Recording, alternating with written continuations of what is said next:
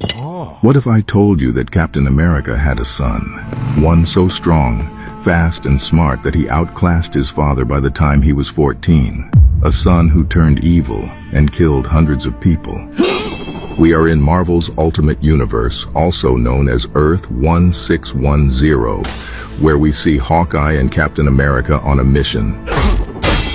Hawkeye aims at the pilot while Captain tells S.H.I.E.L.D. that the helicopter has been secured, but that's when another helicopter appears and opens fire on Captain. So Captain leaps over and starts beating everyone there, telling them that New York just got flooded. He then asks who would use this chance to pull a robbery, and that's when he hears, "Ruthless opportunists!" Red Skull. Red Skull starts beating him, and with each punch he clearly overpowers Captain.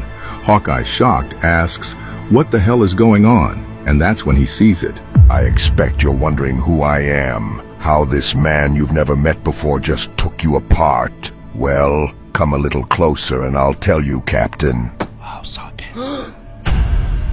Captain starts falling, so Hawkeye quickly leaps to catch him. He manages to grab him and deploys his parachute. When they land, Hawkeye asks, how the hell did Captain lose the fight? And that's when Captain tells him that the man he fought was his son. You look amazing. After this, we are transported to Brooklyn in 1945, where we see Captain and his girlfriend, Gail Richards. They start talking, both knowing that this is their last night with each other before Captain is deployed to Europe. So she suggests that they should spend the whole night together. But Captain goes missing in action in Iceland and is presumed dead. The government contacts Gail and discovers that she unknowingly became pregnant with Captain's child. They begin lying to her, telling her they need to consider Captain's reputation and that they want to move her to a safe house, placing her baby with a selected family for his safety. However, as Nick Fury explains to Hawkeye, but they lied to her about the kid's new home. He wasn't being given to no all-American family. Steve Rogers was their one big success. And as far as the program was concerned, that baby was a second chance. Nick tells Hawkeye how the boy grew up to be a friendly sweetheart, how since childhood he was so fast that he raced motorcycles, how by the age of 14 he had already surpassed his dad, and how he was always so happy and never talked about escaping, until... Little did we realize this was all part of the plan. That tactical genius I was telling you about. Fury explains that Captain's son killed every man they sent after him, over 200 people in total, and that afterwards, he took a knife and decided to give himself a brand new face to replace the one his father had given him. After this, his son became known as Red Skull and went on a rampage, assassinating a bunch of people. Fury tells Hawkeye that Captain had no idea he had a son, but that's when we see Hawkeye and Captain on a mission. Hawkeye tries to lie to him, telling him that Red Skull was just messing with his head about Captain being his father. But Captain looks somewhere, and... I'm sorry, Hawkeye, but we both know that isn't true! He starts fighting his teammates and accidentally destroys the side of a plane. Mother of God! He then jumps out, telling them that they should be perfectly safe at this altitude. Later on, he successfully breaks into the base and uncovers all the information about his son. My God. And that's when we learn about even more horrific things that Captain America's son has done. For example, he once took a Georgian activist named Nikolai Laskov hostage and forced the man's wife to choose between killing her husband or watching her baby die. After she killed him, Red Skull dropped the baby, only to send a message. After this, the woman known as Petra Laskov became better known as Red Wasp, a member of the Avengers.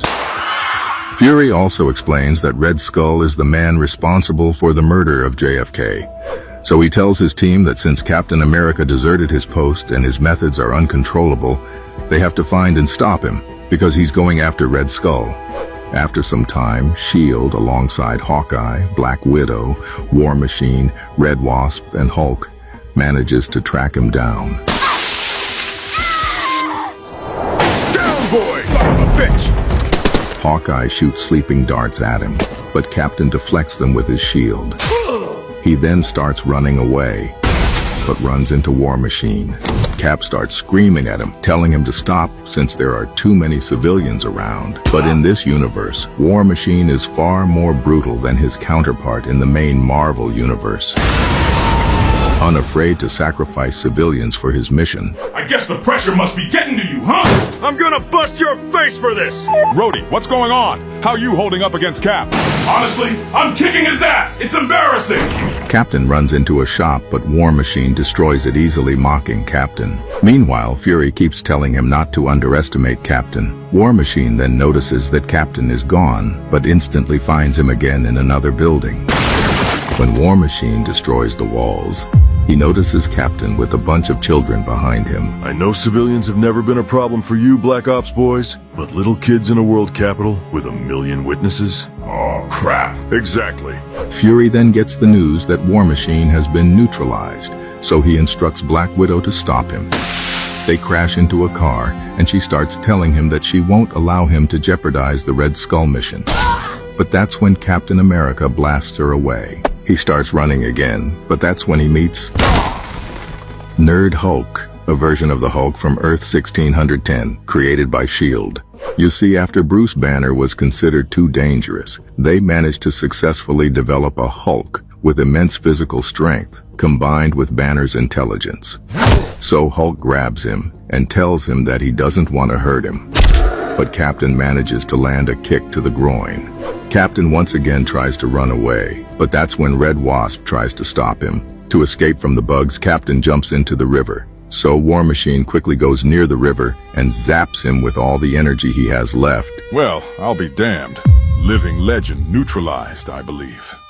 After this, back at S.H.I.E.L.D. headquarters, it's revealed that Red Skull managed to get his hands on the Cosmic Cube, an artifact with the power to bend reality to the will of its possessor. After locating him, the heroes quickly arrive at the scene and begin investigating. They discover a pile of dead bodies, and as they start questioning how this massacre occurred, they are confronted by Red Skull, who reveals that he's the one behind it all. They try to shoot him, but for some reason the bullets just fall to the ground near Red Skull, and that's when they realize that he's holding the Cosmic Cube. What the hell? With effortless strength, he takes down every hero in his path. He then approaches Red Wasp, the woman whose child he murdered, and says, "Hello." Get away from her, you piece of trash! Die! Hulk joins him and they begin beating him. But once again, when they load their guns and try to kill him, the bullets don't reach him until he wakes up and knocks them all down again. Back at S.H.I.E.L.D.'s French headquarters, 2 French officers are speaking with Captain America, trying to explain how people often unfairly mock France's war record and stereotype them as quick to surrender. One of the officers discovers a tracking device on him and asks if he used it to track Red Skull, but Captain America responds that he actually used it to track the Avengers, knowing that only they and S.H.I.E.L.D. would be aware of Red Skull's location. Is this some kind of joke? No, the handcuffs were a joke. The French officers quickly raise their hands and declare their surrender, while Captain America makes his escape. He then tries to take control of a special teleplane that S.H.I.E.L.D. is building, prompting Nick Fury to contact him and warn that the jets are unstable and could explode at any moment. But Cap ignores his commands and heads to his son. Permission to speak freely, sir? Permission granted, soldier. Shut the fuck up! Strobe effect now! Back in Alaska, the Avengers try every trick they can to stop Red Skull, but he continues to overpower them. Realizing the threat, S.H.I.E.L.D. considers detonating a nuke to stop him. However, Captain America intercepts and urges them to wait at least a minute. Red Skull then says that he heard about the nuke and realized that War Machine was the one carrying it. So with the cube's help, he quickly dismantles it and transforms it into a pile of toys. But that's when Captain America shows up. Captain tries to ram him with the jet, but with the cube's help, Red Skull moves it aside. Captain crashes, and it seems that Red Skull has finally won. He tells everyone they're about to die except for Petra, as he wants to torture her more for old time's sake. But while Red Skull keeps talking, Captain America quickly asks Hawkeye for Red Skull's coordinates. Surprised, Hawkeye quickly gives them, and Captain thanks him before... And that's when we see Captain America, who managed to teleport the jet and stab Red Skull through the chest. Back at S.H.I.E.L.D. Hospital, we see Red Skull on his deathbed talking with Gail Richards, his mother. We learn that after Cap's disappearance, she married a close friend of Captain America's, James Bucky Barnes, and raised a family with him. They share a hug, while Fury walks into the room and asks Red Skull what they talked about. Red Skull explains that he wanted the Cosmic Cube not to rule the world, but to turn back time and change things. I wanted us to be a family. I wanted to have a different life, be something better.